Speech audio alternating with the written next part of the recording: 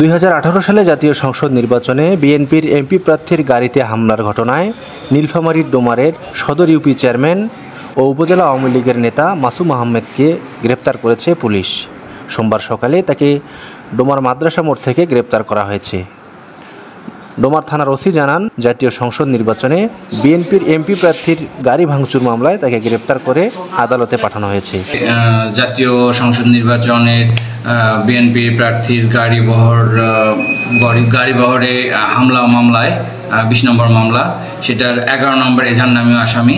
আমরা গোপন সংবাদের ভিত্তিতে জানতে পারি যে মাদ্রাসার মোড় নামক স্থানে একটি চায়ের দোকানে সে চা খাচ্ছে। প্রাপ্ত সংবাদের ভিত্তিতে আমরা সেখানে সঙ্গীয় ফোর্স, অফিসার ফোর্স সহ গিয়ে তাকে আটক করি এবং